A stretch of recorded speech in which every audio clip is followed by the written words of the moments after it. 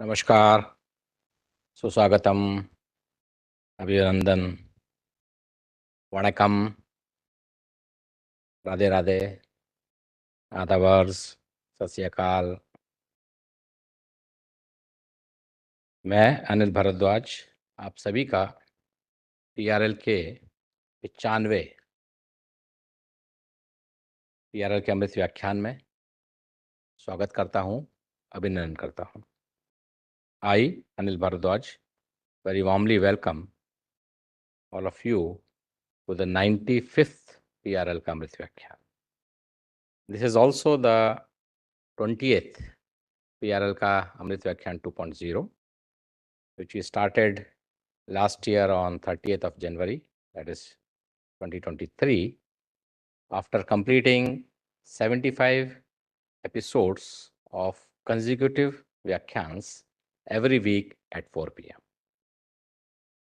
TRL, as you all know, is a renowned institute established by Dr. Vikram Sarabhai in the year 1947. And as the country celebrated the Azadi Ka Amrit Mahotsav, TRL celebrated its 75 years through TRL Ka Amrit Vyakhyaan, which started on 6th of June 2021, with a sankalp that we will have Vyakhyans every week at 4 p.m. till we complete 75 episodes. And these 75 episodes got completed on 6th of January 2023. These Vyakhyans are basically meant to celebrate the legacy of PRL in terms of exploration, physics, and space sciences. And we call very distinguished speaker for giving the Vyakhyaan. Today, that is 14th of August 2024 at 4 p.m., we have yet another very distinguished Vyakhyaan with us, Shri Nilesh Desai, who is the director of Space Application Center of ISRO in Ahmedabad. And he is going to deliver his talk on trends in indigenous space technologies for societal applications. Both his title of the talk and the day, or I should say the week or the month, is auspicious because India is celebrating the National Space Day, not a space day, not a space week, but actually a space month, since after the landing of the Chandrayaan 3 on 23rd of August last year, the Government of India has declared 23rd of August as the National Space Day, and ISRO is celebrating National Space Month this month. And today's Vyakhyaan is a part of that celebration in PRL, and who other than the director of SAC himself will be able to give this Vyakhyaan to all of us. So we thank Nilesh Bhai for agreeing to our invitation and to be with us today at the 95th PRL Kamrit Vyakhyaan. Now I would request my colleague, Dr. Pallam Raju, to kindly introduce our Vyakhyaan Karta to our colleagues in auditorium, as well as all those who have joined us live on the PRL's YouTube channel. Over to you, Dr. Pallam Raju.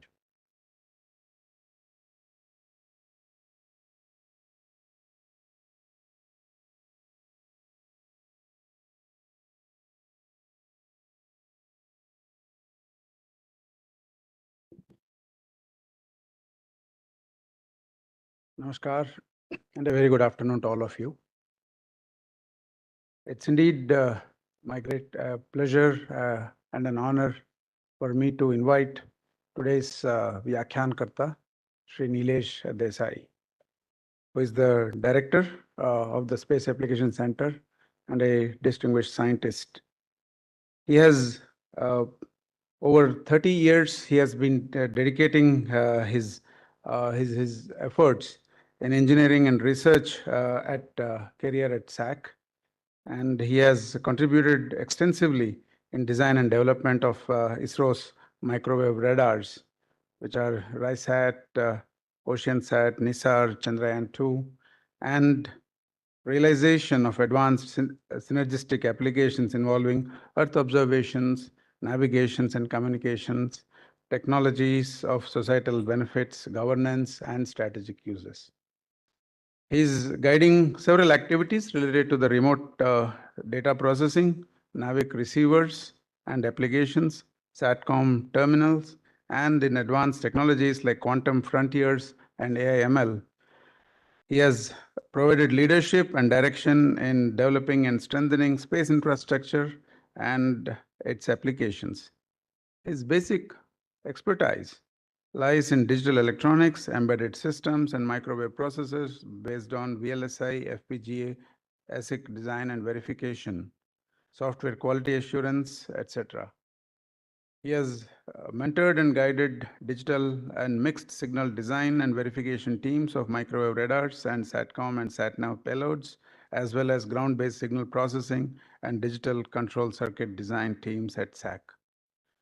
Under his leadership, many state-of-the-art technologies, satellite communication navigation, communication-based applications were developed. He has made considerable efforts in popularizing and proliferating usage and applications of indigenous navigation technologies like NAVIC and GAGAN for commercial, governmental, and strategic users. He has also mentored design of world-class courses on satellite communication global navigation systems under the UN STEEP program.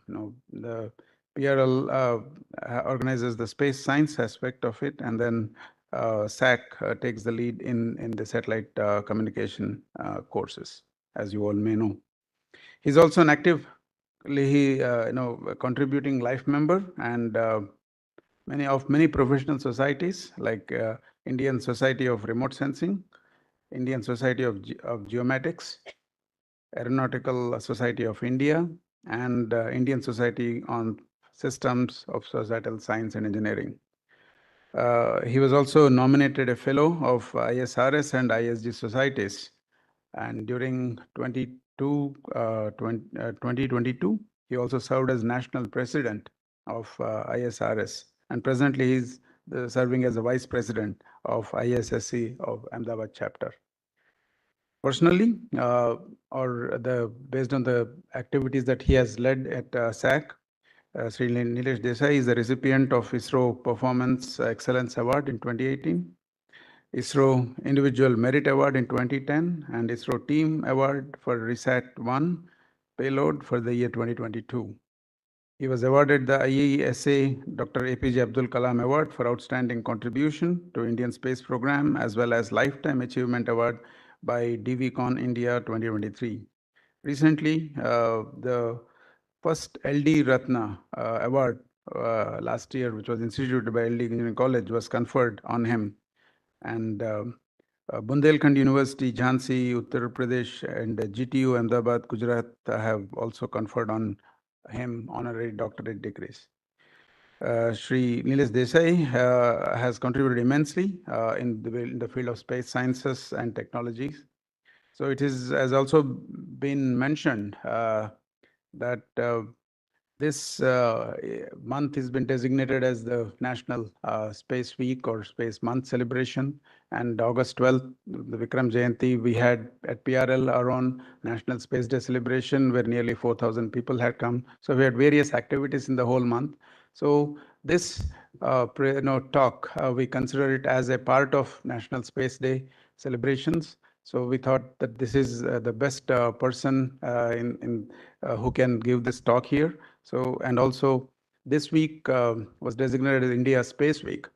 So the title of Shri Nilesh Desai, Trends in Indigenous Space Technologies and Societal Application, perfectly gels with all these activities of PRL and of the nation as we see in this month. So with this brief introduction, I would request our speaker, Shri Nilesh Desai ji, to please come onto the podium and deliver his talk. Shri Nilesh Desai.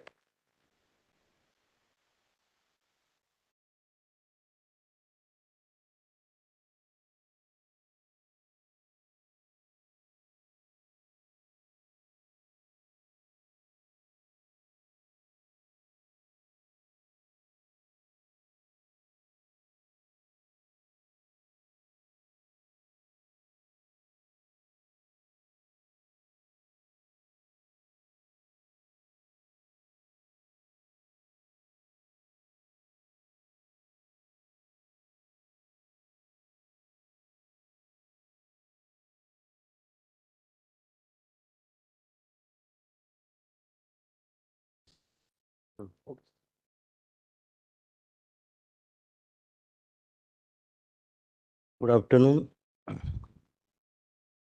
The preamble was quite long.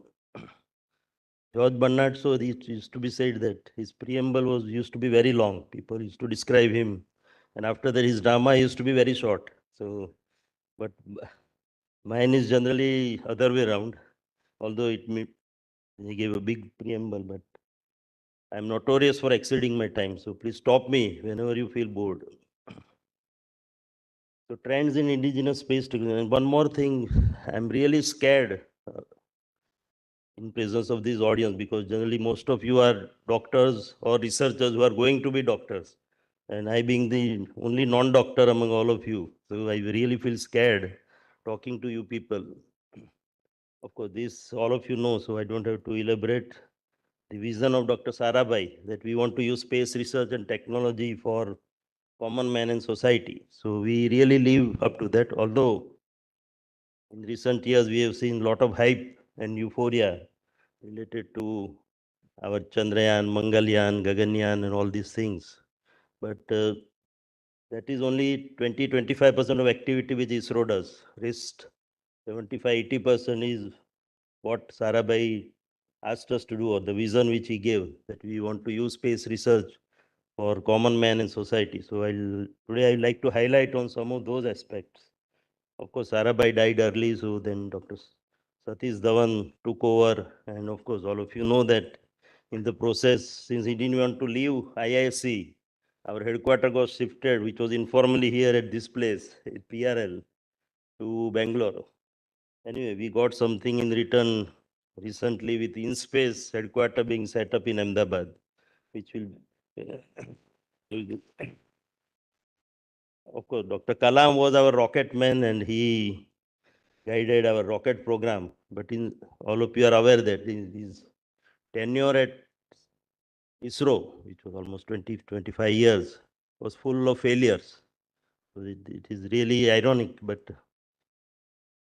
he laid the foundation of our rocket program, the benefits of which we are reaping today with PSLV, GSLV, Mark III, and all other things which we are doing it. So anyway, failure doesn't deter us at ISRO. All of you are well aware of that.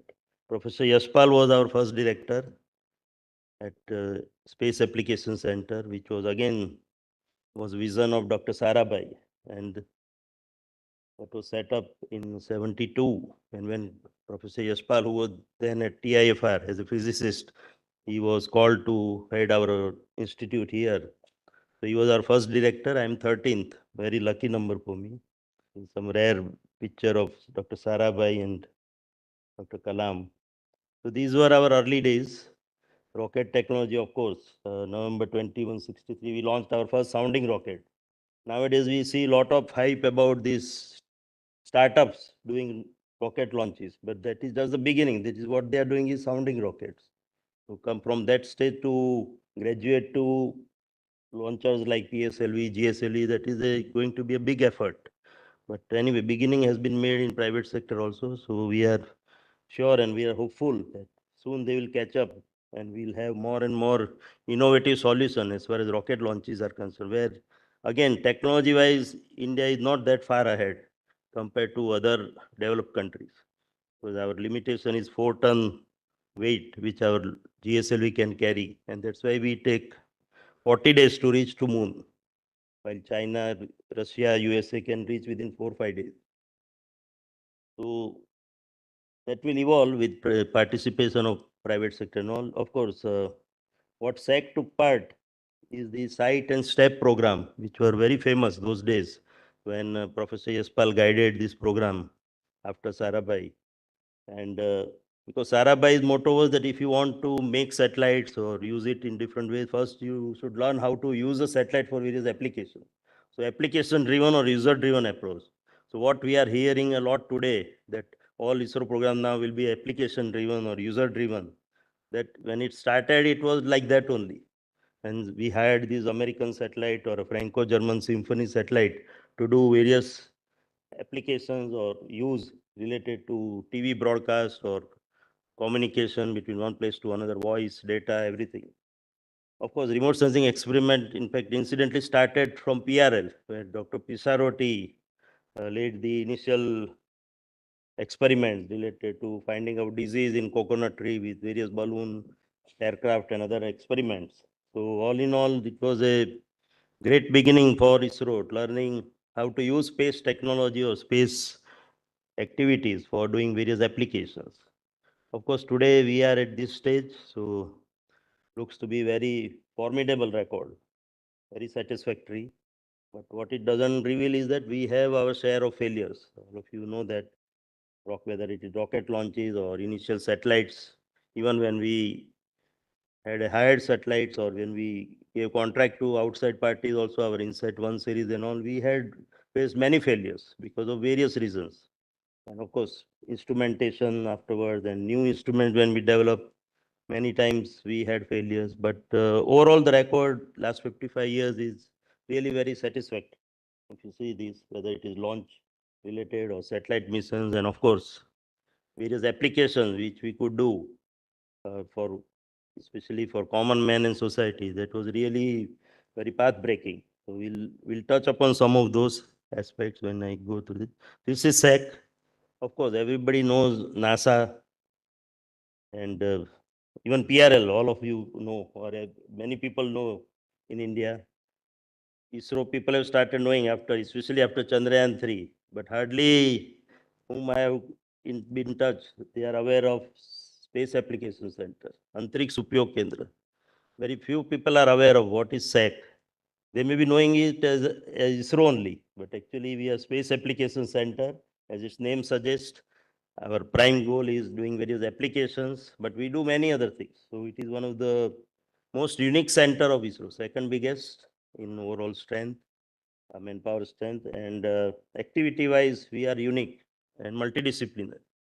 So if you see our breakup, I'll come to that. So when it started, as you are seeing here, a big antenna. This antenna was ordered by Dr. Sarabhai. The order was placed on Nippon Electric Company, Japan, those days. Nowadays, it is known as NEC Japan. So it was India's first communication earth station, which has come up on Satellite Hill, Jodhpur Tekra, as it was known as. So it was the only building among the whole area, which was all a forest area, beginning from Gujarat University onwards up to Bhopal and all. And this was the only building which came up. And today we have 50 buildings here, two more campuses uh, in Bhopal, opposite to DPS, and another 15, 20 buildings there. We have our station in Delhi also. Again, it has a heritage value for us because Indira Gandhi used to go to this place to address the whole country those days.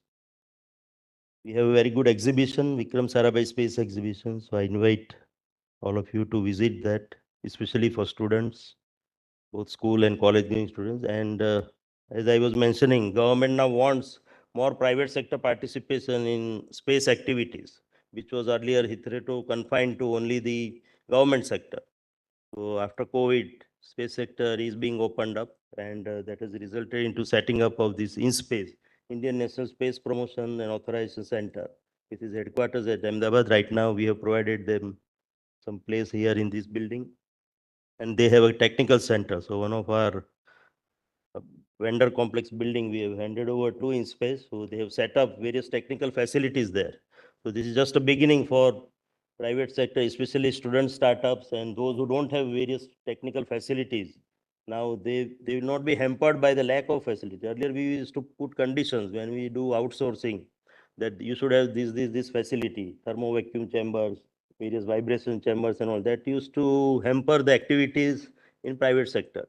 But now they can utilize our facilities to do our work only, or even other work also they can take up utilizing our setup, infrastructure which we ISRO has set up. And specific setup is also there in this building where, as I mentioned, academia, startups, and private sector people can come and do their testing and other facilities they can utilize. So this is, in nutshell, is Space Application Center. So I invite all of you to visit that. Lot many activities happen there, as is evident. So as our name suggests, applications, that is our major activity with which we started, but we graduated to development of payloads or NITBAR or sensors or instrumentation. Because launcher and satellites are just the vehicle or the platform which provides you the basis. But the thing which does the actual work is the instrumentation or the sensor or the payload. Some of the payloads, PRL also makes it for various planetary and other space science missions. So like that, we make payloads for all our other missions, which are useful for various societal application, whether it is communication, navigation, optical camera system, microwave radar systems, and of course, many space science and other planetary exploration missions also, we have given payloads. So that is our main activity, which we do, and payload is the main brain or the heart of the satellite. That does the actual work for next 1, 3, 5, 7, up to 15 years. We design payloads which last up to 15 years, especially for communication satellite and navigation satellite. And similarly, the end product, finally, all these things we do for various uses or applications. So that end product also is being done at SAC. So we carry out various pilot projects once the satellites are launched after initial in-orbit testing. And then after showcasing that use of this particular instrumentation, then we hand it over to the actual users, whether it is various government departments or commercial or civilian users. So these are the activities which we do. And if you see our composition, we have hardcore technologists like me, as well as various people from science stream, as well as all categories of people. In fact, we have social researchers also who give us feedback on our various space programs. So all in all, if you see the composition, almost 2,000 people and another 1,500 contract people scattered over these three campuses. So we have domain knowledge or skills related to almost all the aspects of satellite building and various instrumentation, electronics, applications, science, and all other parts. So that way, that makes us a unique organization or a unique institute. So we are more like a academic institute or a university rather than a government institute. And of course, we work with industries, SME, MSME, various academic institutes, research institutes like PRL. We have lot many collaborative projects with PRL also, like that many other research institutes, whether in government sector or autonomous institutes, and of course, various space agencies. So in nutshell, we are different from many other ISRO organizations because we do variety of activities. Now coming to various activities which we do, which directly feed into the societal application and especially using indigenous technology. So this is how we started, and we have worked almost on all the aspects, whether it is satellites for land and water resources or for high resolution cartography mapping or oceanographic and meteorological observations, either from LEO or from GEO platforms. So all in all, we have plethora of satellites spread across all the domains. And when we started our imaging exercises, after graduating from airborne sensors, so initial resolution which we could achieve with our telescope or cameras were of the order of a kilometer or hundreds of meters. And from that, the technology is now moved with miniaturization and many other newer technologies coming up. We can do now imaging up to 0.3 meter or 0.28 meter. That is equal to 1 feet. So we moved from 1 kilometer to 1 feet within the span of these 50 years. So that is how the progress has happened. And of course, many components we may be importing, but all in all, the overall system integration and characterization aspects were done totally indigenously, which helped us to achieve. In fact, we were world leaders during the time frame of 1990s when our IRS 1C, 1D series of satellites were launched.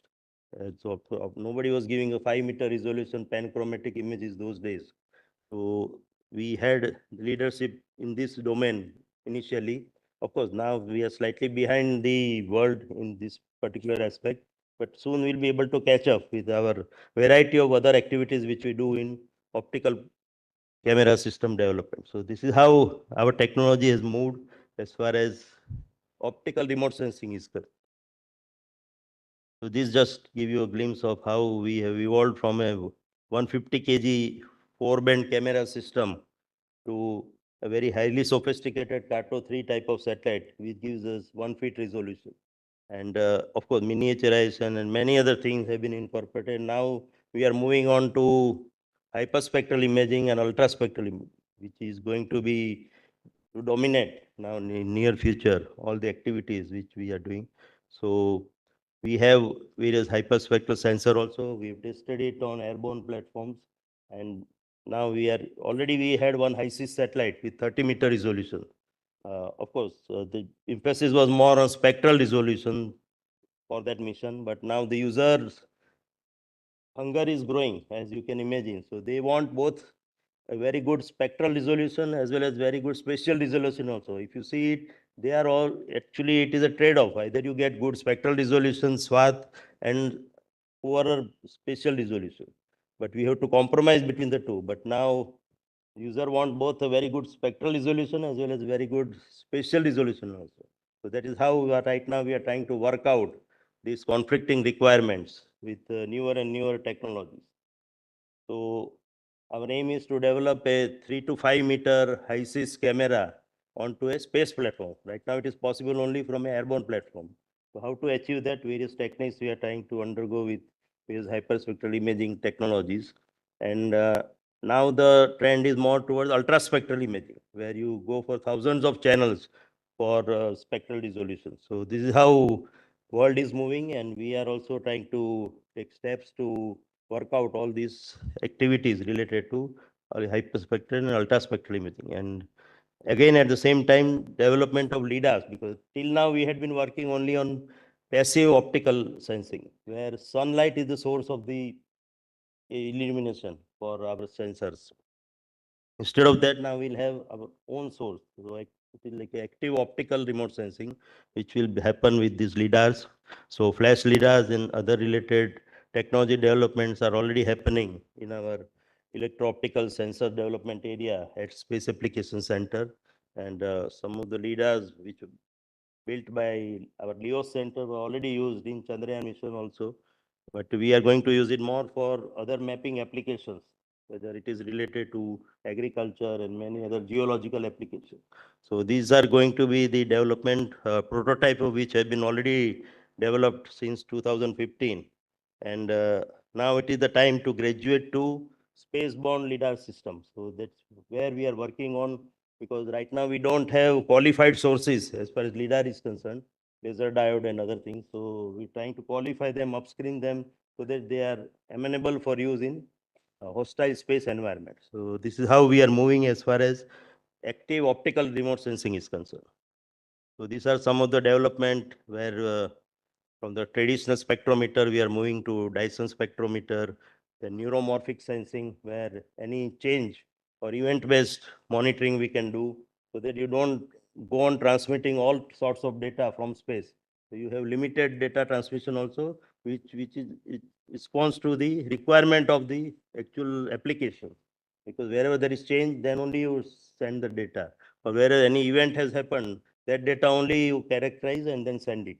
So that's how world is moving towards a neuromorphic sensing with a memory star or memory in-memory computing, as it is called.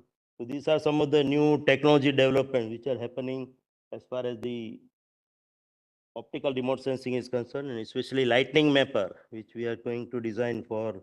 Of course, it will be more applicable for geo-based meteorological observation, but that is going to be one sensor where this type of neuromorphic sensing or event-based mapping will be of major use, and especially a SSA program, that is the space situational awareness. We are trying to categorize or maintain catalog of various space resources, not only of our country, but of other countries also, because that will feed into many of the strategic requirements of the country also. So there also, this type of technologies are going to be very useful. And of course, there are strategic requirements like monitoring launching of rockets or missiles. So either you can do it from geo platform or LEO platform, but geo platform has its own limitation, because when say missile is cruising across, you will not be able to track that. So to avoid that, because of the background noise and illumination which you get, so instead of that, you have to go for LEO constellation. But again, LEO constellation means you need large number of satellites. So more than 70 to 100 satellites will be needed in different planes to take care of the surveillance or the monitoring requirements or the strategic requirements of the country. So this is another area we are trying to do various technology development so that we can have 2 or 3 satellites in orbit, which can show you the application of target tracking in anywhere in the world. So that is the major advantage of this technology.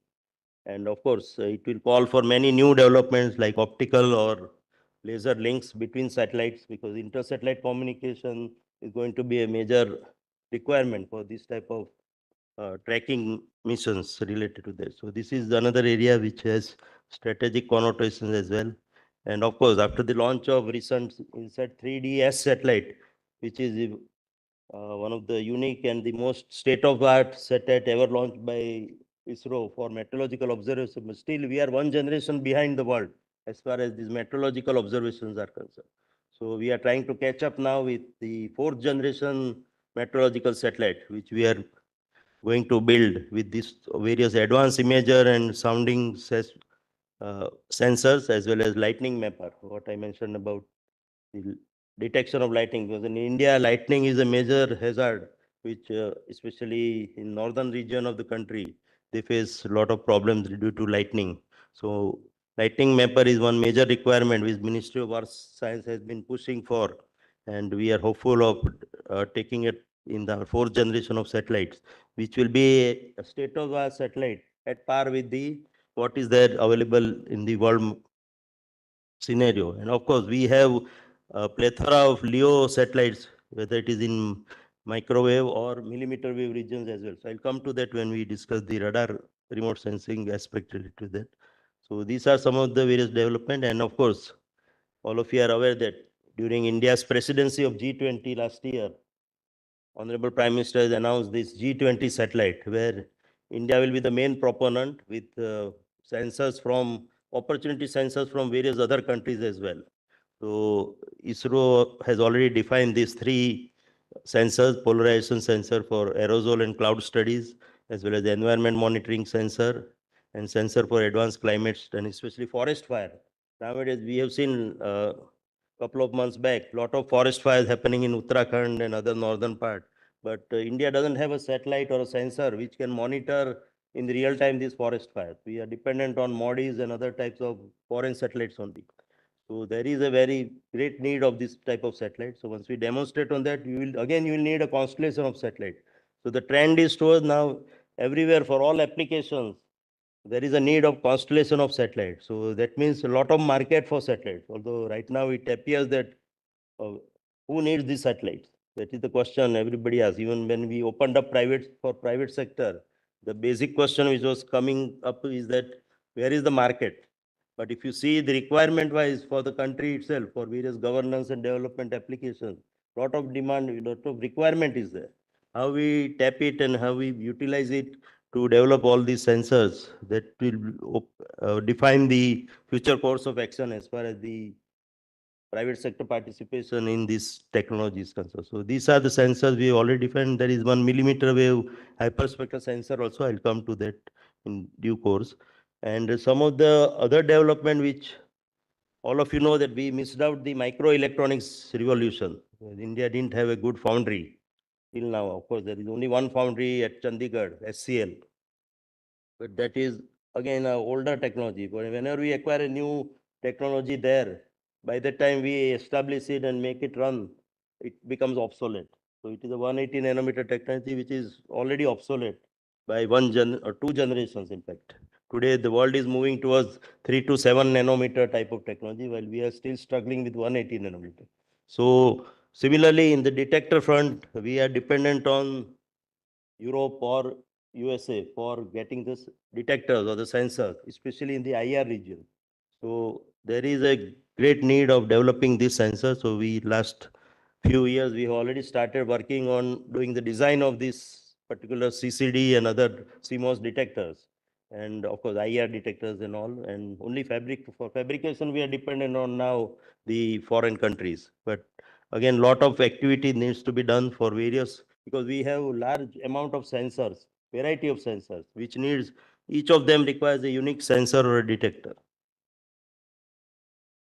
Coming to microwave remote sensing, where radar is the main instrument, whether it is a passive radar or active radar, which has its own source of illumination, because microwave sensor don't depend on sunlight as a source of illumination.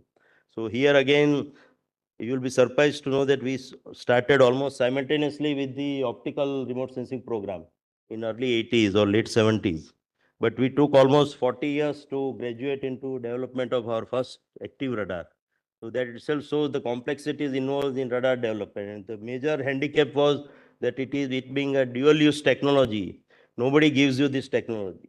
So we have to do everything ab initio on your own. So it is again Atmanirbharta in this particular domain it is more a necessity rather than a luxury. So we started our program slowly. We got the grip on various technologies. And initially, when we came up with a big program in early 80s, when I joined ISRO in 1986, so ISRO put up a proposal of almost 500 crores on the line of European Space Agency to have a radar program.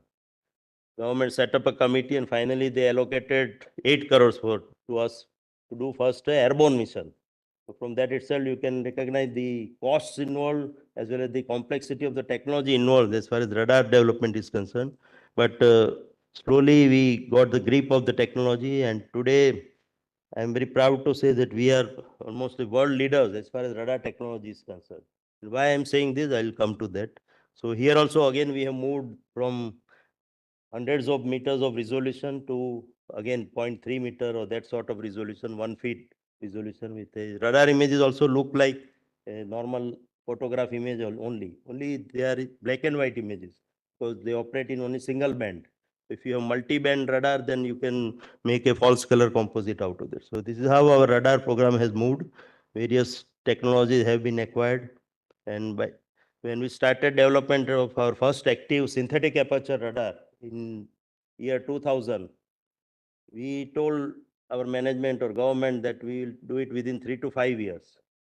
And we were ready with this technology or this satellite only in 2012. From that itself, you can imagine we took almost 12 years after the sanctioning of the program to develop our first radar. Meanwhile, in 2006-7 time frame, country desperately needed a radar satellite for our strategic reasons. So then military approached us, and it was decided to buy a radar satellite. So what you're seeing here, this is the first active radar satellite bought from Israel. It costed us around those days, 2006 to 9. We gave order in 2006. It was delivered in 2009, and we launched it from our launcher in 2009 for our surveillance requirements. It costed us around 800 crores those days, 2006 to 9 time frame. Today, after that, in 2010 onwards, we have built 3 such radars of similar technologies. It is like this what you're seeing is a umbrella which acts as a antenna. So once it is launched, it is item in stored condition, and then it will be opened up or deployed in space. So it will work like an umbrella antenna for the radar acquisition. So we developed these 3 such radars within the cost of around 800 crores. So that's how indigenization helps us in improving not only the quality of the sensor as well as the cost wise also it is. And this was our first radar which we built, as I was mentioning. We started in 2000. Finally, we were ready by 2012. So it is a totally indigenous radar built by us with various technologies and with the help of industries. So this was first time when ISRO went in a big way to industries using their technology. Their hand-holding was done, of course, by ISRO.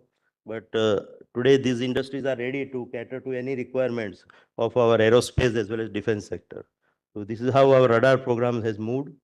And this was, as I was mentioning, this was our first imaging radar, active radar, with a 6 by 2 meter antenna. So it was folded up, and then when it was launched, it was deployed.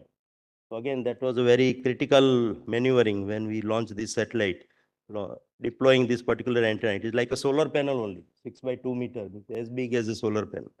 So it is equally critical, and it has many uses. It was the first C-band radar. C-band is a compromise choice between requirements of strategic sector as well as agriculture, forestry, environment monitoring and all. So this was our first foray into various application, mostly civilian. So these were the various images which generate various application, whether it is monitoring of ships in Antarctica, sea ice monitoring, or oil spill detection, or urban mapping. So it caters to all wide range of applications, all for our societal application. And today now we are on the anvil of working on very high resolution radar. I told you about these 3 satellites which are taking care of surveillance requirements of the country, apart from feeding into urban imaging and many other cartographic applications.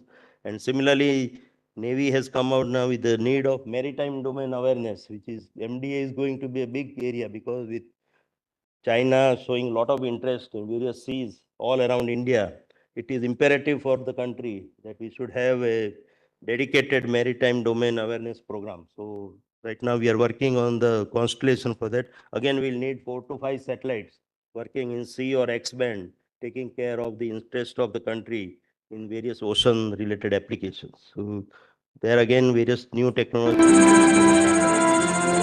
was mentioning that we are the world leader. Based on development is going on, almost over. After we developed our first based on the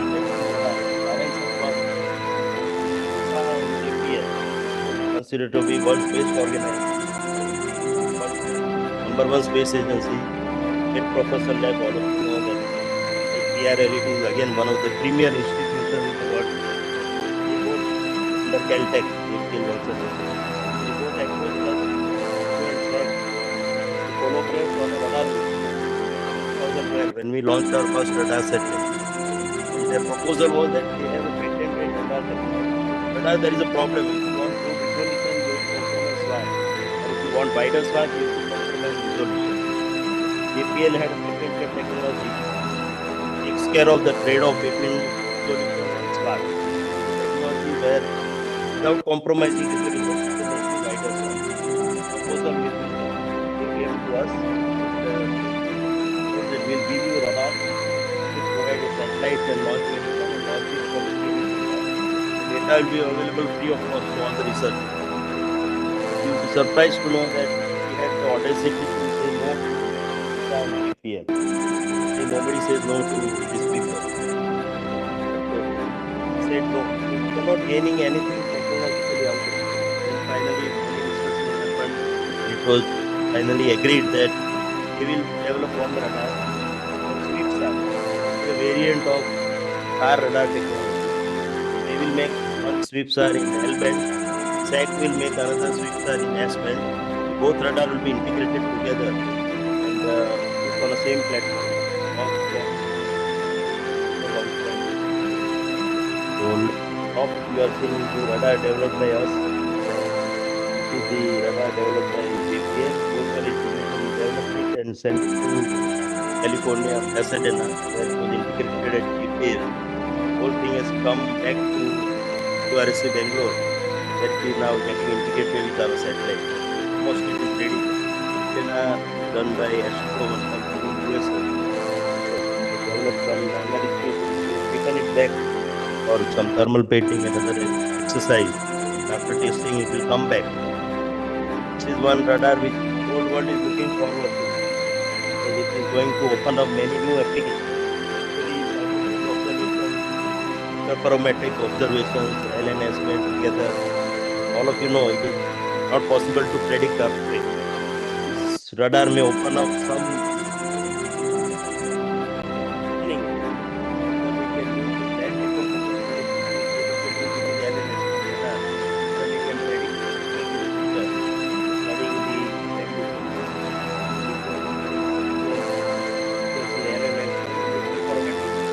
not many applications are lined up. The world is looking forward to launch of this particular space observatory.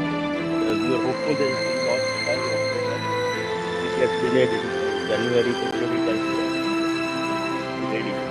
Earlier we had been working on that. It's going to be a very path-breaking development as far as radar technology is concerned. We have another P-band radar right now. The flights, airborne flights for this are going on near Hyderabad and other places. And the advantages of this is that right now I was talking about higher frequencies. This is a lower frequency radar in 500 megahertz frequency range, 450 to 500.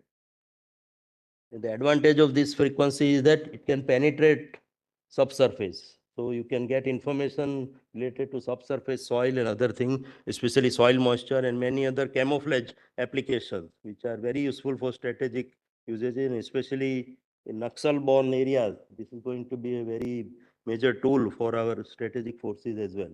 So right now we are doing these flights using these airborne aircraft, and after that we'll graduate to spaceborne radar. In fact, nowhere in the world we have this P-band spaceborne radar. Only Europe has announced that, and they are already working on that. That is biomass radar, which is going to be, earlier they were to launch by 23-24 time frame. It is got delayed by another 2-3 years. So again, this is going to be a very important tool related to radar development.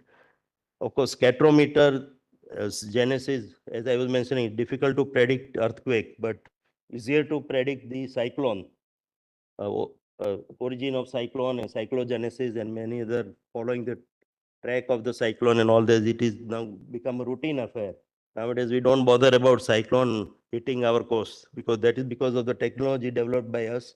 So spectrometer is one of the major technology which has a cyclogenesis. It will give you the information about when the cyclone gets originated in ocean from that time onwards, because it gives you information about the wind vector, not only wind speed, but its direction also.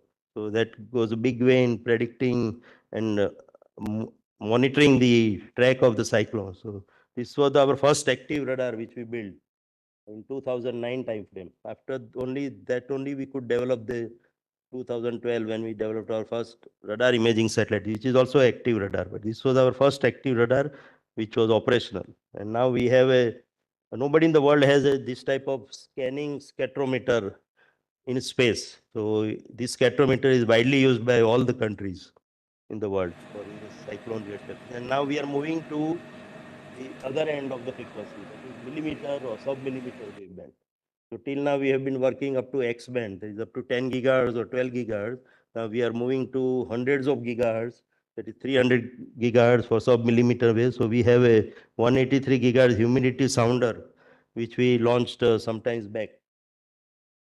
So this is another achievement, and now we will have a full-fledged mission for temperature and humidity sounding, which is a vertical profiling of atmosphere, because that goes a long way in making our meteorological observation and predictions more precise. So this is going to be another tool in the hand of our meteorologists. Already we have tested it with our microsatellite last time in microsat 2B, and now there is going to be a full-fledged mission related to that. And of course, you people are more familiar with astronomical studies and all. So again, sub-millimeter wave, whether it is emission from cold cosmos or cosmic CMB and many other things, expanding universe, all these studies related to astronomy and astrophysics. Again, millimeter wave, sub-millimeter wave, and terahertz technology is going to be very useful for this. So we have already demonstrated a 300 gigahertz or 230 to 330 gigahertz sub-millimeter wave radiometer or receiver. It is a passive receiver. We don't have a transmitter in this frequency band. So that was already assembled in lab, and we have got very good results. And now we are trying to graduate to terahertz telescope. Of course, Dr. Bhardwaj is also guiding us in this particular endeavor, that how we graduate from this to a terahertz telescope technology, which we are going to install at Leh, at Henley, where it will be used for various sub-millimeter and terahertz observation. Initially, it will be a 330 gigahertz system, and then we'll graduate to 1 terahertz sort of system. So this is that telescope which we are building with 66 petals. So it is a 6-meter diameter big antenna assembled with, initially we made it with CFRP technology, and now aluminum based technology is being used for developing this particular antenna. And the other major requirement is the cryostat, because all these components, the sub-millimeter wave needs to be cooled so that the noise figure is under control. Otherwise, you will not be able to pick up the very highly sensitive signals which are coming from far off places. So again, this is really a very advanced technology development, whether it is a wideband spectrometer for analysis of the signal or the development of the cryogenic cooling system. So again, a lot of technology elements are going on. And this is one sensor we have. Earlier, I mentioned about G20 satellite, where 3 optical sensors were there.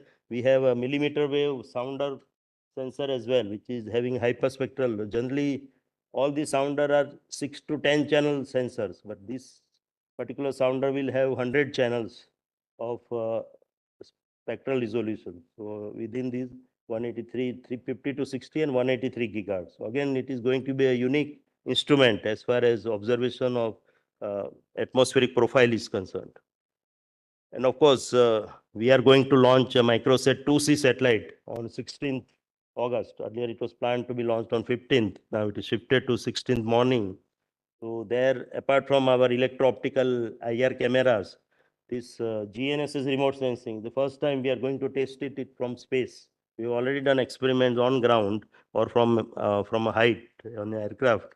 But this is the first time we'll be testing GNSS remote sensing, because these are based on signals of opportunity, because we have our navigation system which are transmitting various signals in L and S band.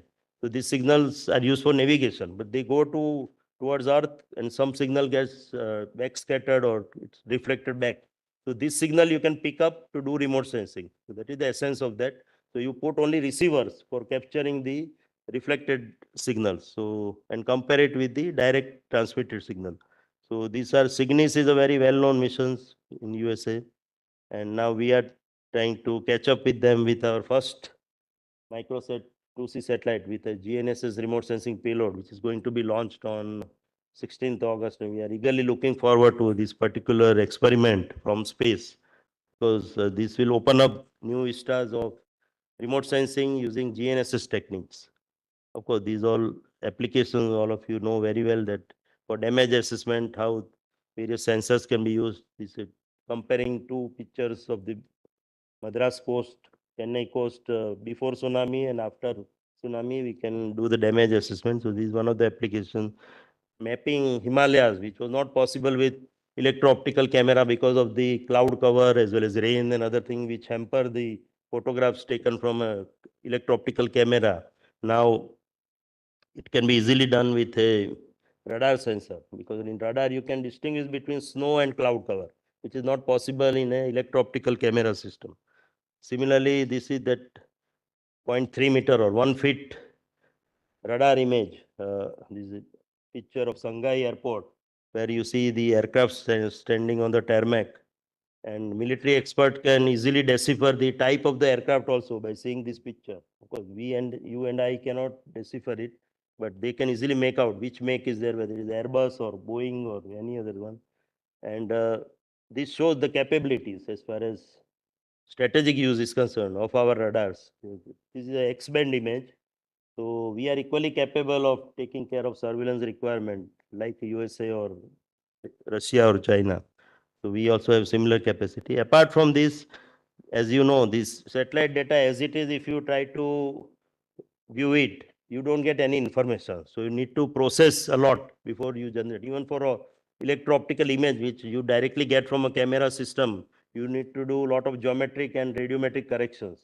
So you need a lot of processing to be done, image enhancement or image classification, super resolution classification. All these things, techniques will need high computing power. So we have high computing setups at our place, which we are utilized to improve the image quality or the generation of various products. And earlier satellite used to give us raw data from which we generated data products to derive information out of them. So finally aim is information product. But now the trend is towards analysis ready data. So you directly get uh, data in a cooked form, which where you can apply your analysis or algorithms to derive various information. So that is the trend nowadays as far as data products is concerned. And again, now one more step we have gone ahead. Then now people want AI ready data. The data should be in such a form that it is amenable for applying your AI, ML and other algorithms onto that to derive information. So this is how technology is moving as far as processing is concerned. And these are some of the example of various activities which we have done, like global solar calculator. So Prime Minister during COP26 announced that we developed a calculator for Indian region and for African countries. So he announced that India will develop a global solar calculator by using the insolation product from our meteorological satellite. We can generate a solar potential of any particular point on the earth. So where you can set up your solar farms for generating solar power.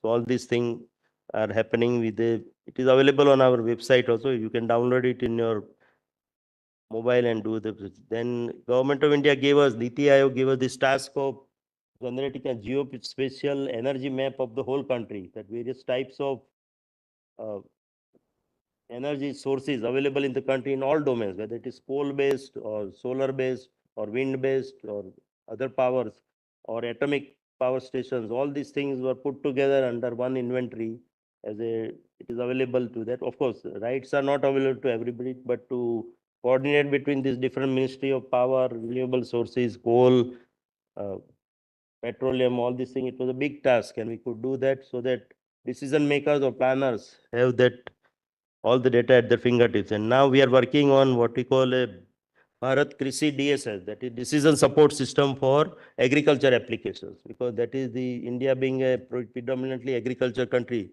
There is a major demand for various for the planners, especially when they take decision related to drought or floods and other things, they should have informed decision making. So all this information related to agriculture, especially which is useful for calculating the insurance for the farmers in case of failures of crops and all. So all data are available on the fingertips through this website, where is Space Application Center is providing major uh, data through our Vedas portal, and now we are developing a dedicated portal for Ministry of Agriculture. There were inputs from various other agencies also are fed into that. Of course, these are our two major, very popular site, Mosaic and Vedas. So some of researchers who are interested in that, they can have a look at that, where we have showcased various applications, which I have shown you. This NISRV all this. As far as other applications are concerned, communication. I mentioned about the initial, when we started our communication program, with Inset 1 series, we gave an order for 4 satellites to Ford Aerospace, an American company. But the design was our own indigenous design, and under the guidance of Dr. Pramod Kale, those days, when Inset 1 series was conceived. Again, it was a mix of the communication requirement and meteorological requirement. So we have a VHR, a radiometer, also plugged in along with the communication transponder. Of course, it was a very complicated design because the satellite became unbalanced. So its center of gravity needs to be balanced through a very large solar boom. So that resulted into complication. And out of the 4 satellites, 2 satellites didn't work. So that was again because of people blame it on the complexity which ISRO demanded from Ford Aerospace. But of course, after our engineers took part in design as well as testing, and after that, we are making our own satellites with INSAT 2, 3, 4 onwards. And now we are calling it GSAT because we make the satellites, communicate satellite, and we launch it also from our own land. So we call it a GSAT series. And of course, a lot of new innovations have happened. I will come very briefly to that. Uh, you'll be surprised that almost 95% of communication which happened today is either through terrestrial network or mobile network. So many of you will question where is the need of satellite communication in this, when 95% of activity is anyway happening outside satellite domain. So where you need it is when disasters happen, especially. And of course, in normal case also, they work as a backup for our terrestrial network. So wherever there is a breach in terrestrial network, automatically we switch over to satellite-based communication. So that is the advantage of having a full-fledged operational satellite network for communication. And of course, during disaster, when the Kedarnath problem happened, disaster happened. So immediately we rushed our people to install this VSAT terminal. Similarly, same year, Srinagar was flooded like anything. Of course, there are already many problems in J&K. And with flooding of Srinagar, government was very on the tenterhooks because immediately they wanted communication to be established between Srinagar and Jammu and Srinagar and New Delhi. That was done immediately. We rushed our people there. They immediately set up the terminals on Raj Bhavan as well as the Chief Minister's house, and that way communication was restored using our satellites. And now the trend is towards from earlier we always people wanted to have a very geostationary, because communication satellite are mostly all geostationary satellite. So they are in the geostationary orbit of 36,000 kilometer. But and similarly, mobile satellite also will be working in that domain with a big antenna. But now the trend is towards flexible satellite and LEO constellation. I'll come to that. So it is like bandwidth on demand. Wherever there is more traffic, you direct your beams toward that particular area to cater to the traffic. And similarly, where satellite power is limited, so the power of the transponder again is directed towards where there is more traffic. So flexibility is going to be now major requirement. And from geostationary, we are now moving to LEO satellite. So I'll come to that. So this was the initial high throughput satellite. So our GSAT 19 was the first in that series, which we built in 2015 timeframe. And today we have GSAT 11, one of the highest or the biggest communication satellite ever built by ISRO. Even biggest satellite ever built by ISRO. It is a 6-ton satellite, uh, which was launched 2019 timeframe. And now we are ready with GSAT 20, which was supposed to be launched on 28th August from SpaceX. Somehow it got delayed due to the failure of the last SpaceX flight, which failed. So it is delayed now, but it is ready. We are already shipping it to USA to get ready for the next SpaceX launch, sometimes between October to December. And so when we launched our first GSAT 11 satellite, it was giving us around 45 Gbps of throughput. But now the trend is towards 1 terabits of this throughput from space. So this is how technology is moving up from high throughput to very high throughput. So we have to move naturally to higher frequency bands. So from Ku, Ka band, we are moving to Q and V bands. And then the trend is to having optical bands, so to be used for communication. So that is how technology is moving. So now future is going to be QV band and optical communication band. And of course, quantum is another technology which I'll be coming to.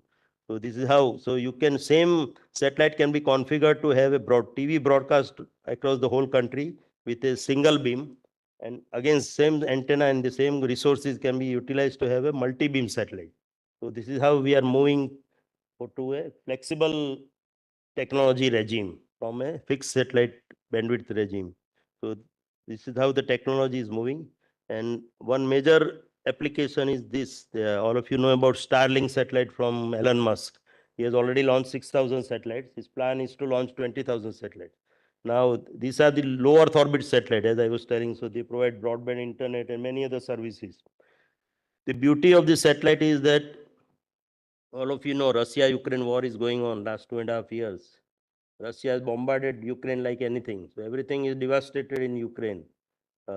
No TV towers are there, no communication tower, everything, all resources are in shambles. But still, thanks to Starlink, TV is also working, internet is also working in Ukraine. So that would not have been possible some years back without this type of technology. So this is the utility of that. It is high time that India also has its own constellation. Of course, OneWeb is now acquired by Sunil Mittal of Airtel. It was a UK constellation now under Mr. Sunil Mittal. So that will be providing service. InSpace has already given approval for operations of OneWeb in India. And in fact, Elon Musk is also trying for getting the license for providing services in India using his Starlink satellite. So that will happen now with the opening up of private sector. And another new technology is that today you are using your smartphone, but when you are out of network coverage, you get frustrated because you are not able to connect with other people because of the network coverage problem. But that will be the thing of past. Now already experiments have been successful with this Blue Walker satellite, Bluebird satellite launched in USA, where they are doing experiment to convert your smartphone automatically into a satellite phone. Otherwise, you need two phones, one satellite phone and another your normal smartphone. But days are not far off when your smartphone gets converted into a satellite phone automatically. So user don't have to worry about that. It will automatically switch over to satellite whenever it is out of the coverage of the terrestrial network. So this is how technology is moving as far as mobile phones are concerned. This is the one constellation setup which ISRO has worked out for Indian region for as something similar to Starlink, which 140 satellites can provide service mostly across. Of course, once these LEO satellites are launched, they can provide service all across the world because they are always moving. But our interest is in Indian region, so 140 are sufficient to take care of the urban traffic requirements of the country. But of course, if you want a full-fledged global system, then you need 4,000 satellites. That is the minimum you will be needing to provide service. So you need to put only the gateway in that particular country to provide services for that. Similarly, our navigation program, all of you know about the Kargil war. And one thing which many people are not aware of is that 90% of activity which we do when we wake up in the morning and sleep at night, by that time, whatever activity you do are governed directly or indirectly by navigation system. And in navigation system means GPS nowadays, because GPS is all pervasive in our life. So we are almost controlled or navigated by GPS whole day. So during 90% of time. So during Kargil war, of course, our all military resources, everything is governed by GPS only, as on today. During Kargil war, our soldiers faced a lot of problems. We don't know what was the reason, but the accuracies of GPS, which is of the order of 5 to 10 meters, got degraded to hundreds of meters, or many places even signals were not available. So it was finally concluded, the government set up a committee, and there were a lot of casualties of soldiers during that Kargil period. After that, government set up a committee, and they came out with a suggestion that India should have its own navigation system instead of depending on others.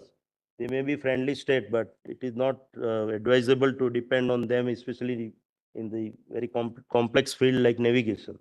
So India started with the development, and ISRO put up the space segment. We already launched these satellites, but we are still struggling. So GPS completed 50 years in 2023, last year. We completed 25 years this year, because we started working after the Kargil war in 99. We celebrated 25 years of Kargil victory. So it is 25 years old, but we are still struggling to make it operational. So from that itself, you can imagine the complexities involved. Because space segment itself is not enough. You should have a very good ground segment as well as user segment, which is very critical. Finally, the receiver, navigation receiver should be highly miniaturized and low power, and should go into your mobile. Then only people will use it. So that is the challenge we are facing. We made many mistakes during the course of this activity, but now we are almost ready, and we are going to hear a lot about this technology, Navic. We called it IRNSS initially, Indian Regional Navigation Satellite System. The Prime Minister was there to watch one of the launches, and he told in Hindi that why not such a complicated name, why not call it Navik in Hindi. So we coined it acronym from Navik, Navigation with Indian Constellation. If you see specification, it is similar to what GPS is providing us. But as I said, we are still struggling to make it operational, but the day is not far off when all of you will be using Navi. Because many mobiles, it has already started coming up, but we have some problem with the number of satellites providing service. Right now, 4 satellites only are active. So, and the other major area where we use navigation and communication combination, we call it NavCom or ComNav. So it is a combination of both the services together, which provides many services. So this is the example of that. The movement of all your Rajdhani Shatabdi expresses is happening through the combination of our Navig Gagan receiver as well as the SATCOM terminal through our GSAT-6 mobile satellite. So the train movement is regularly being uh, monitored, and when even at manned or unmanned crossing, when the train is 2 kilometers away, automatically the audio visual alarm will start, and it will go off once it is off 500 meters crosses it. So that is one application. Similarly, all coastal surveillance is happening through this network, where we have similar terminal which is there in train, mounted in a boat, and we have 4 lakh small boats, sub 20-meter boats, doing around fishing with all our fishermen.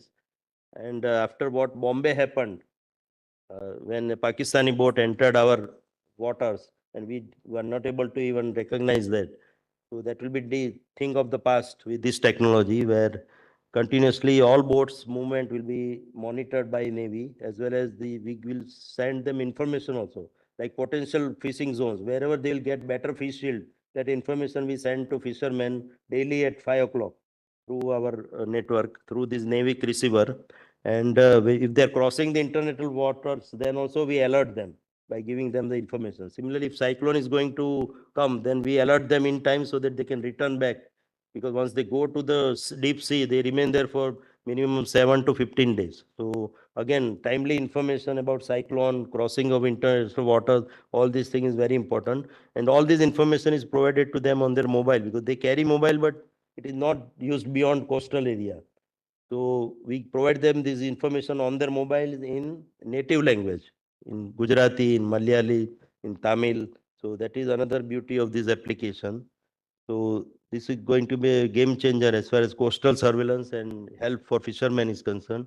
And already in NCL has been given contract to make 1 lakh such terminals to be installed at various ships. And there are requirement is for total 4 lakh ports.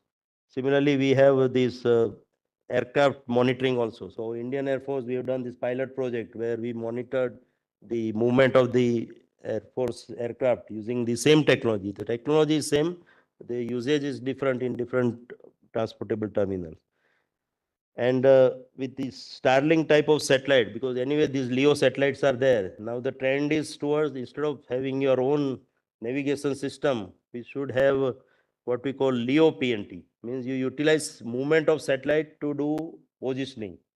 So that is another area of research or activity where a lot of activities are happening in Europe and America about developing a LEO PNT service as far as getting the position is concerned, and then extended it further, lunar PNT. That means when we want to land on moon like we did last time, now you will have navigation system available on moon. So either it will be through each country is going to launch one satellite. So you have a constellation of 3 or 4 satellites is good enough to take care of the positioning on moon. That is one way of doing that. We have proposed from SAC a pseudolite system where you have transceivers on ground. So first you have to install those transceivers at a very sound reference point on moon, and that will work as a transmitter. So that will be again used for providing positioning for landing. So lunar paint is another area of big research as far as navigation technology is concerned. So this is how we are going to do lunar PNT for various applications. So NASA's MMS satellite, if some of you are familiar, it is going towards in space, and already it is locked in 200 kilometers, and there it is receiving GPS signal. GPS navigation, all systems are meant for Earth. So they are looking towards Earth, transmitting signal towards Earth. But their backlobe of the antenna backlobe is picked up by this navigation receiver to do the positioning. So if you have large number of satellites, you can do positioning even in a geo orbit or even on moon also. If I'm going towards moon, I can use the same GPS signal to do positioning or find out my position in space using this GPS signal. So again, that is again a remarkable day work be happening in the world. So this is how the lunar PNT program is being envisaged, and a lot of activities are going on in the world related to lunar PNT. So these are some of the various technology developments which we have carried out. We are able to achieve this 5 to 10 meter positioning accuracy in GPS or NAVIC or any other navigation system because of the atomic clock. You must have heard about the rubidium atomic clock, cesium, and other hydrogen maser and all these technologies. So SAC has developed this atomic clock, which is giving us 10 to minus 14 sort of stability. That means it will deviate by 1 second in millions of years. That is the stability. If you achieve that stability, then you are able to achieve 5 to 10 meter of accuracy on ground for positioning. So you can imagine the complexities involved in navigation system. Similarly, we are working on detectors that I've already told, terahertz technologies, cryogenic systems. We are importing Earth station. We make communication satellite, but Earth station we are still importing for Ka-band and higher frequencies. And then we have done this quantum experimentation again in association with our PRL mentors as well. And ISRO has come out with a opto quantum program also. So we are working on quantum frontiers and artificial. These are the some of the 8-9 areas identified under PM STIC, Science, Technology and Innovation Advisory Council. So in that quantum frontiers and artificial intelligence, we had been working. All of you know about this Physics 2022 Nobel Prize is given to these three gentlemen, three scientists, for the work they've done 25 years back. But now is the time for this technology. The time has come now. So we demonstrated this again in association with our PRL friends. From one, we first demonstrated in lab, and now between two buildings, from building 1 to building 2, which is 300-meter apart in free space, we transmitted this data from one place to another and then deciphered it at that place. So we achieved around 400 kilobits of data rate. And that is the technology is going to be used. So all your, because of this cyber fraud and all these uh, frauds happening due to the OTP or the password getting hacked or stolen. So that will be thing of the past in next 10, 15, 20 years. You, this quantum technology is going to dominate our activities for a secure communication. So this is going to be a quantum key distribution related approach for through satellites. And then we use the entangled photon source developed by PRL team. And again, we demonstrated a similar thing at SAC in along with PRL team. And now ISRO has come out with a 1 GEO and 2 LEO based program, opto quantum communication program. So we have started working on this. So right now, first we'll work on 2 LEO satellites. So that will have inter-satellite links as well as optical links. We have set up an optical ground station at Space Application Center, Ahmedabad, which will be utilized to do optical communication between satellite and ground. And of course, it will do the quantum experiment in real time using these two satellites. So all ISRO has already started working on that, and ISRO wants to be the leader in India because many departments, academic institutes, all are working on this quantum technology. But ISRO has taken the lead in having a operational system. So for that, we need to develop all this technology, whether it is ground station or optical telescope system, quantum source, both single photon as well as entangled photon, then pointing acquisition and tracking system, which is going to be a very critical scanning system. Of course, payload data processing and control system. There is a standard thing which anyway all satellites have. System engineering for the overall system. So with all this, we'll be able to achieve from space, hopefully around 50 to 100 bits of data transmission. So you can imagine the complexity involved in this, because that is good enough to take care of your OTP requirement for sending your OTP from one place to another in a secure manner. If somebody tries to hack it or try to eavesdrop it, automatically the communication will stop. That is the advantage of having photons as a source of data transmission. This optical ground station is already there at SAC, and we are working on different locations where the actual Earth station will be set up in the country, because you cannot set it up at many places. It has to be an ideal place for that. So mostly mountainous area like Mount Abu or Ponmudi or many Leh Ladakh is the ideal place for for setting up this ground station. So that all details are getting worked out as far as this thing is concerned. And then finally graduating to quantum radar related developments, because same way like you have normal radars, synthetic aperture and other radars, you have quantum radars which will be able to detect stealth target also. Nowadays, if it is basically ground-based radar, where if the aircraft is a stealth aircraft, you are not able to detect using your normal radars. But this quantum radar will be able to detect a stealth target also. So that is the advantage of this technology. Again, technologies are similar to what you use for quantum communication. Only change is that the source, single photon source, will be with a microwave frequency. But again, that is going to be a big challenge for developing such a source. So these are some of the areas. Of course, AIMN, I will not go into further details of this. As I said, I am notorious for exceeding my time. So I'll stop at here. Thank you very much. Mostly all the things.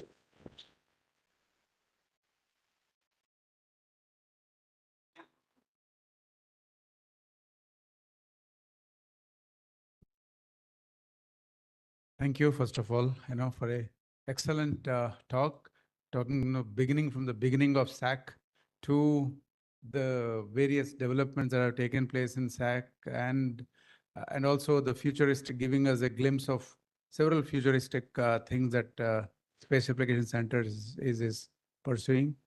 And also, I think your talk was interspersed with several anecdotes which we don't get to hear.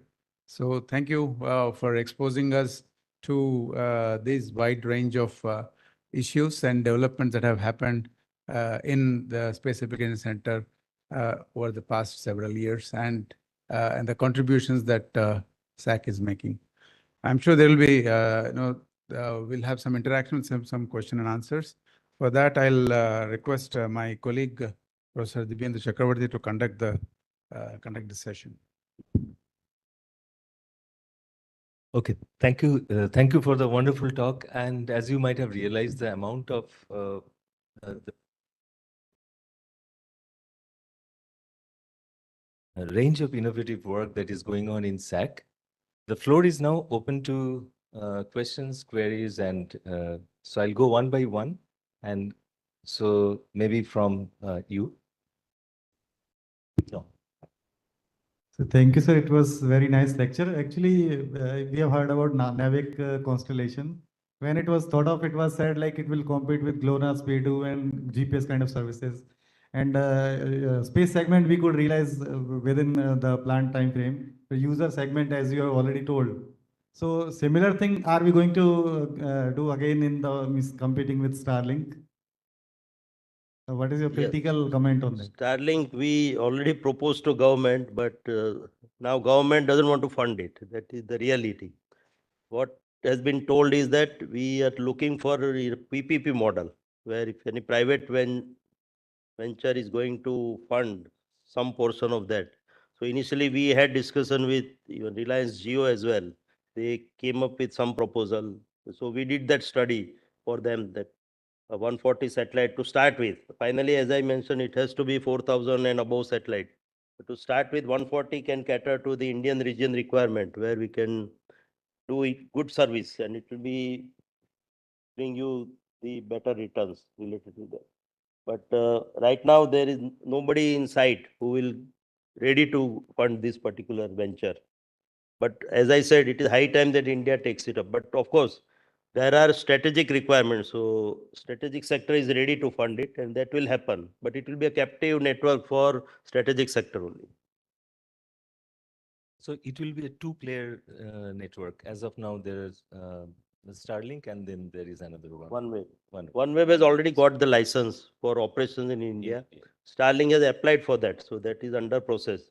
In fact, you might have read in newspaper that when Elon Musk was to come to India during election time, then fine, suddenly he dropped that idea. That time it was heard that he will get the license soon. But till now it has not happened, but the day is not far off and he will also be there to give services. Yeah, Jayesh bhai, please. Harish will come. Yes, sir. Jayesh Pawari. I assume, sir, for the terahertz sensors, I assume it could be the Schottky based the system, but I was working earlier. So I just wondering, what are the likely feasibility and extension possibility of the Schottky as well as SIS fabrications in India and then its future? Yeah.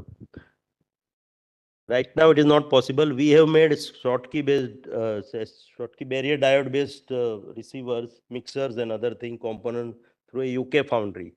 So we gave contract to that foundry, and design is ours, just fabricated it from there. So they are working fine. Now we are moving on to SIS technology.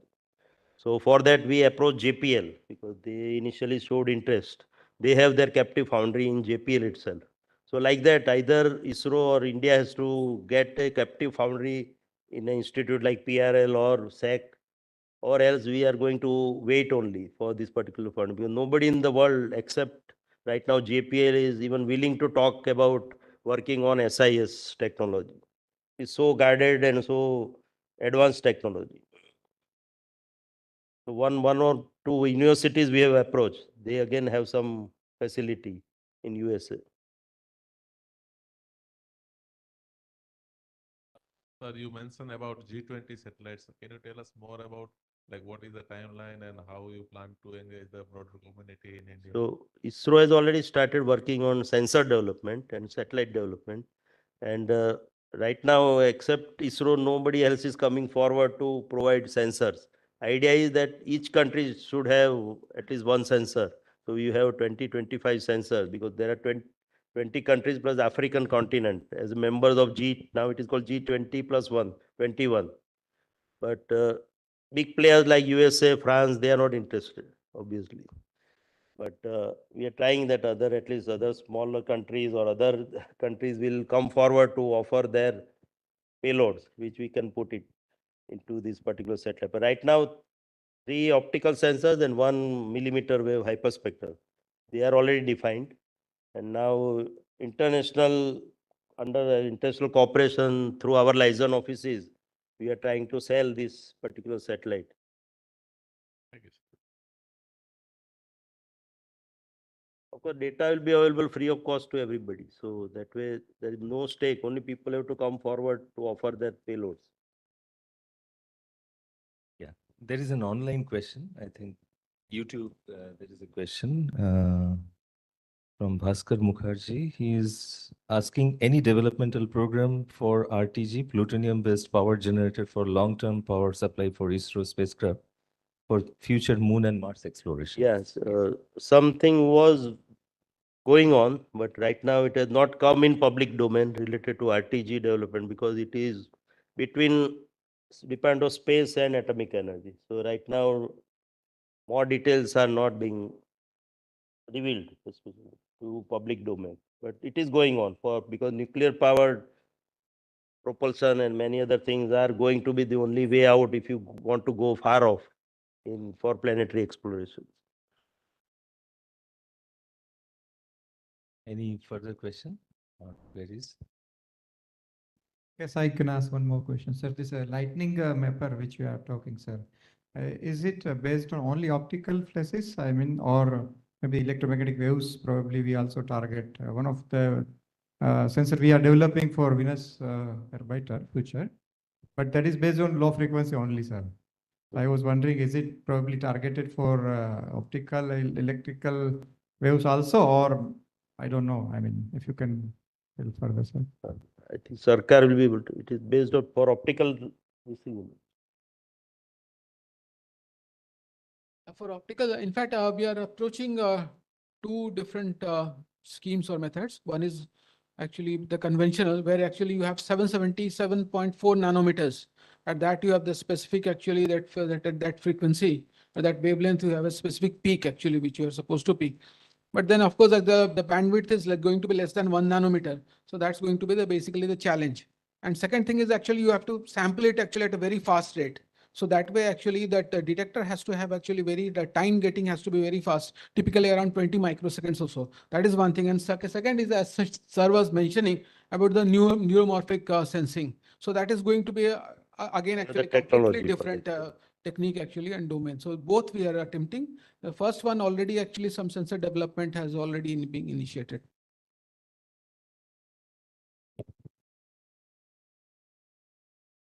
If there is no other question, I have a question, sir. This NAVIC program, initially we didn't get the L band. Both the bands were one on L and one S we got. Now, recently, I mean, we have got both the L band frequencies.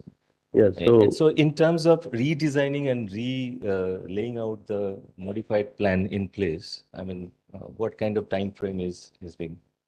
it will not have much time implication. The problem was we didn't do the frequency coordination properly initially at that start. So we didn't get the L1 frequency, which is the most predominant frequency used by all other navigation service providers, whether it is GPS, Galileo or GLONASS and all.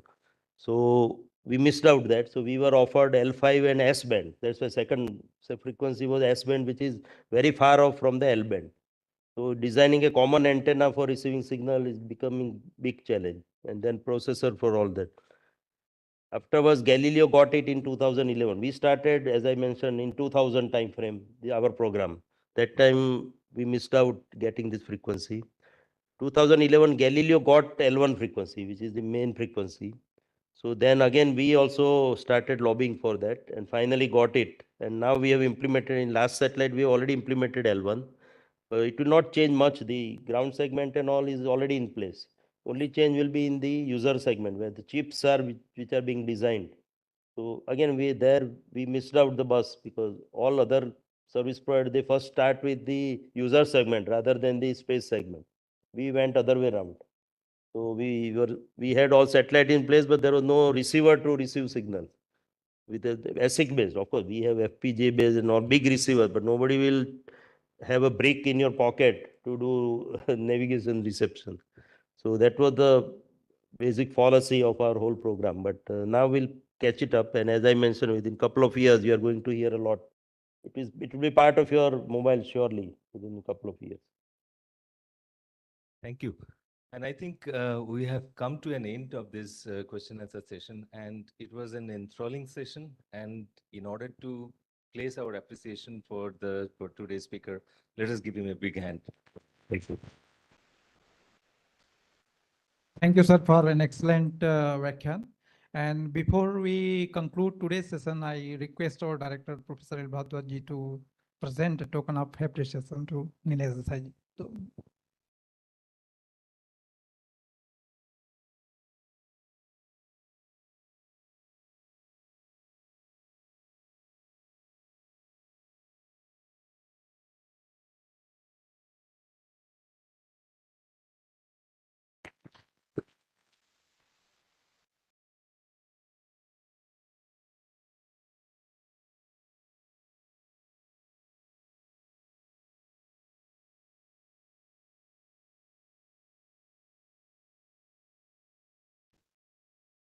thank you, sir. And it is my pleasant duty to present today's vote of thanks for PRL ka Amrut Vyakhyaan. So we are thankful to Shri Nilesh Desai ji, Director SAC, for accepting our invitation and presenting 95th PRL ka Amrut Vyakhyaan, Trends in Indigenous Space Technology for Societal Applications, covering both societal and technological aspects, and also involving in very elaborative question answer sessions.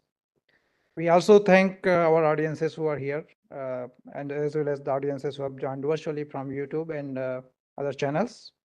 And today, special thanks to our audiences from SAC who are there in person. Thank you very much for coming here.